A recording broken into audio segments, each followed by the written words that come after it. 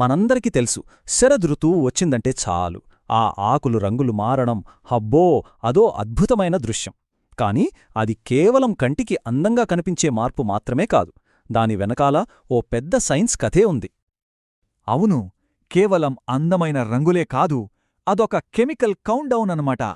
అంటే చెట్లు రాబోయే కఠినమైన చలికాలానికి ఎలా సిద్ధమవుతున్నాయో చెప్పే ఒక సీక్రెట్ కోడ్ లాంటిది. సరే, అసలసలు ప్రశ్నకు వద్దాం.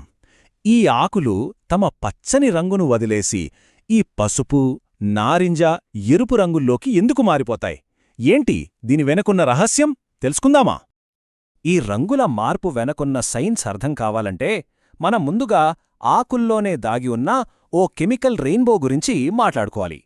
అవును, దీనికంతటికీ కారణం పిగ్మెంట్స్.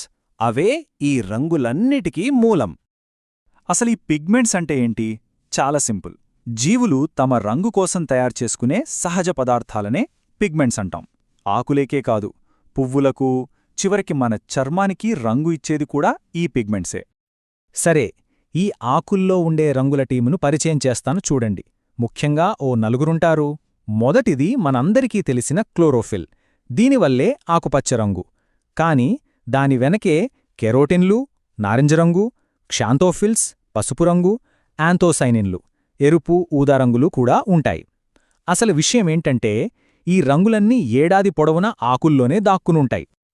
మరి ఏడాది పొడవునా మిగతా రంగులు కనిపించకుండా కేవలం ఆకుపచ్చరంగు మాత్రమే ఎందుకు కనిపిస్తుంది?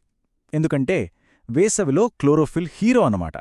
ఇదే ఫోటోసింథసిస్కి ఇంజిన్ లాంటిది. అంటే సూర్యరశ్మిని చెట్టుకు ఫుడ్డుగా మార్చేదిదే. అందుకే క్లోరోఫిల్ ఉత్పత్తి చాలా ఎక్కువగా ఉండి మిగతా రంగులన్నింటినీ డామినేట్ చేసేస్తుంది. కాని కథ ఇక్కడే మలుపు తిరుగుతుంది. శరదృతువు రాగానే రోజులు చిన్నగా అవుతాయి, చలి పెరుగుతుంది. అప్పుడు చెట్టుకొక సిగ్నల్ వెళ్తుంది, ఇక క్లోరోఫిల్ ఉత్పత్తి ఆపేయి అని. అంతే, ఆకుపచ్చ రంగు అనే ఆధిపత్యం తగ్గిపోతుంది. అప్పుడేం జరుగుతుంది? ఏడాది పొడవునా ఆ ఆకుపచ్చ రంగు కింద దాక్కున్న పసుపు, నారింజ రంగులు మెల్లగా బయటపడతాయి. అద్భుతం కదూ? సరే, పసుపు, నారింజ రంగుల కథ అర్థమైంది. మరి ఆ అద్భుతమైన ఎరుపు, ఊదరంగుల మాటేంటి? అవి ఎక్కడ్నుంచొస్తాయి? అవి మిగతా రంగుల్లాగా ముందే ఉండవు. అవి శరదృతువులో స్పెషల్గా తయారవుతాయి. దీని వెనకున్న సైన్స్ కూడా చాలా ఇంట్రెస్టింగ్గా ఉంటుంది. ఓక్, డాగ్వుడ్ లాంటి చెట్లలో వేసవి చివర్లో ఆకులు తయారుచేసిన షుగర్ అంతా చెట్టులోకి వెళ్లకుండా ఆకుల్లోనే చిక్కుకుపోతుంది.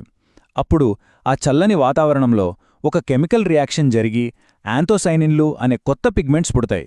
ఫలితమే మనం చూసే ఆ కళ్ళు చెదిరే ఎరుపు, ఊదారంగులు. ఇదంతా విన్నాక ఒక ప్రశ్న వస్తుంది గదా, మరి అన్ని చెట్లు ఇలా రంగులు మార్చవేంటి? కొన్ని చెట్లు చూస్తే ఎప్పుడూ పచ్చగానే ఉంటాయి, ఎందుకలా? ఆ తేడా ఏంటో చూద్దాం. చెట్లల్లో ముఖ్యంగా 2 రకాల స్ట్రాటజీస్ ఉంటాయన్నమాట. ఒకటి డెసిడ్యువస్, అంటే మనకు తెలిసిన ఆకురాల్చే చెట్లు, ఓక్, మ్యాపిల్ లాంటివి. ఇవి ప్రతి సంవత్సరం ఇలా రంగులు మార్చి ఆకుల్ని రాల్చేస్తాయి. రెండో రకం ఎవర్ గ్రీన్, అంటే సతత హరిత వృక్షాలు, పైన్, ఫర్ లాంటివి. పేర్లోనే ఉంది కదా, ఇవి ఏడాది పొడవునా పచ్చగానే ఉంటాయి. ఈ ఎవర్ గ్రీన్ చెట్లు కేవలం పచ్చగా, అందంగా ఉండటమే కాదు, వాటి ప్రాముఖ్యత చాలా పెద్దది. ముఖ్యంగా ఆ కఠినమైన చలికాలంలో ఎన్నో జంతువులకు, పక్షులకు అవే జీవనాధారం. అవి ఎలా ఆదుకుంటాయో తెలుసా? పైన్ లాంటి చెట్లు తమ కోన్స్ ద్వారా ఆహారం అందిస్తాయి. వాటి దట్టమైన ఆకులు చలిగాలి నుండి రక్షణ కల్పిస్తాయి, ఒక వెచ్చని ఇల్లులాగా. కొన్ని చెట్లయితే ఏడాది పొడవునా బెర్రీస్ లాంటి పండ్లనిస్తాయి. అందుకే పక్షులు, చిన్న జంతువులు బతకాలంటే చలికాలంలో ఈ చెట్లుండాల్సిందే. సరే, రంగులు మారాయి, ఇప్పుడు ఫైనల్ యాక్ట్. అసలీ ఆకులు చెట్టు నుండి ఎలా విడిపోతాయి, ఎలా రాలిపోతాయి? దాని వెనక ఓ మెకానిజం ఉంది. ఆకు కాండం మొదట్లో కొన్ని స్పెషల్ సెల్స్ పెరగడం మొదలవుతాయి. అవి చెట్టుకి, ఆకుకి మధ్య ఒక గోడలాంటిది కట్టేస్తాయి. దాంతో వాటి మధ్య కనెక్షన్ కట్ అయిపోతుంది. బంధం బలహీనపడి చిన్న గాలికి లేదా ఆకు బరువుకే అది కిందపడిపోతుంది. ఈ ఆకుల కథలో సైన్స్ ఒక భాగం మాత్రమే. దీనికి మరో కోణం కూడా ఉంది, సాహిత్యం, సంస్కృతి. ఈ రంగులు మారే ఆకులు కవులకు, రచయితలకు ఏమనిపించాయి? వాటిలో వాళ్ళు ఏం చూశారు? ఆ కథలేంటో చూద్దాం. గొప్ప నాటకకర్త విలియం షేక్స్పియర్ ఉన్నారు కదా, ఆయన తన కవితలో ఈ పసుపు రంగు ఆకుల్ని ఎలా చూశారంటే, జీవితంలో ఒక దశ ముగిసిపోటానికి, కాలం గడిచిపోటానికొక చిహ్నంగా చూశారు. ఏదీ శాశ్వతం కాదు, అన్నీ ఒకరోజు రాలిపోవాల్సిందే అని చెప్పడానికి ఈ ఆకుల్ని ఉదాహరణగా తీసుకున్నారు. అయితే అందరూ శరదృతువును అలా చూడలేదు. దీనికి పూర్తిగా భిన్నమైన మరో కోణం కూడా ఉంది. అదేంటంటే, ఇది ముగింపు కాదు, సమృద్ధికి, పంటకోతకు, ఒక కొత్త ఆరంభానికి ప్రతీక అని.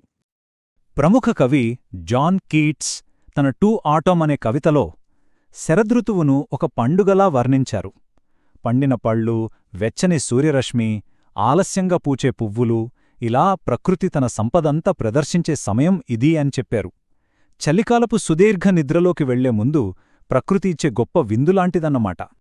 కాబట్టి ఇకపై ఎప్పుడైనా నడిచేటప్పుడు కాళ్ల కింద ఓ ఎండిన ఆకు నలిగిన శబ్దం వస్తే ఒక్క క్షణం దాని గురించి ఆలోచించండి. అది పచ్చగా పుట్టి, రంగులు మార్చుకుని, నేల రాలడానికి ఎంత పెద్ద ప్రయాణం చేసిందో గుర్తుచేసుకోండి. ఓ చిన్న ఆకులో ఎంత పెద్ద సైన్స్, ఎంత లోతైన కథ దాగుందో కదా. మరి ఈ శరదృతువులో ఆకులు మనతో ఏ కథ చెప్పబోతున్నాయి?